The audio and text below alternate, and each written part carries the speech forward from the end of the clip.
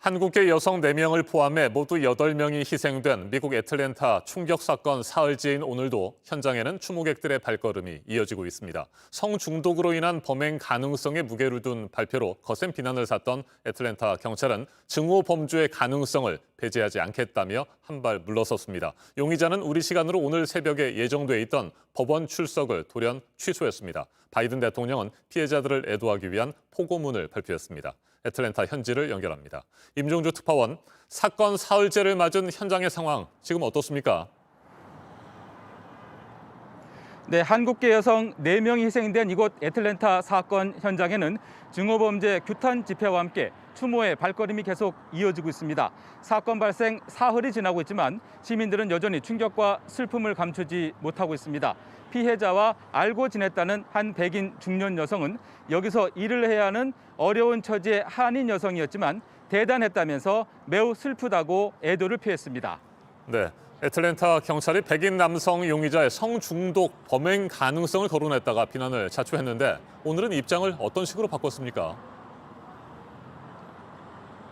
네, 애틀랜타 경찰은 조금 전 브리핑에서 어떤 입장도 정해진 게 없다며 증오범죄 가능성도 배제하지 않겠다고 답했습니다. 경찰 설명 들어보시죠. The investigation into a possible hate crime, is that still on the table? Our investigation is looking at everything, so nothing is off the table for our investigation. 앞서 경찰은 용의자가 성중독을 앓고 있어서 증오범죄로 판단하기엔 이르다는 입장을 밝혀 비난을 자초했습니다. 브리핑 당사자인 경찰 대변인이 과거 인종차별 티셔츠 사진을 소셜미디어에 올렸다는 의혹도 제기돼 논란이 확산됐습니다. 살인과 폭행 등의 혐의로 기소된 용의자가 우리 시간으로 오늘 새벽에 법원에 출석하지 않은 이유 파악이 됐습니까? 네, 용의자 로버트 애런 롱은 애틀랜타 체로키 카운티 법원에 오늘 처음 출석할 예정이었는데 나타나지 않았습니다. 법원 측은 용의자가 변호인을 통해 기소와 관련된 신문 절차를 포기하겠다는 의사를 밝혀왔다고 말했습니다. 왜 출석을 취소했는지는 공개되지 않았고 다음 신문 일정도 아직 잡힌 건 없습니다. 네, 이번 사건의 유감을 표명한 바이든 대통령이 포고문을 발표했죠. 구체적으로 어떤 내용들이 담겼습니까?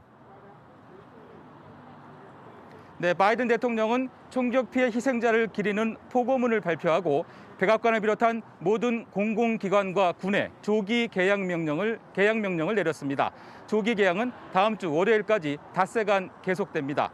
바이든 대통령은 하루 뒤엔 총격 사건이 발생한 이곳 애틀랜타를 찾아 아시아계 지도자들과 증오범죄 문제를 논의하기로 했습니다. 자, 그리고 저명한 미국의 흑인 인권 운동가도 증오범죄를 규탄했다고요?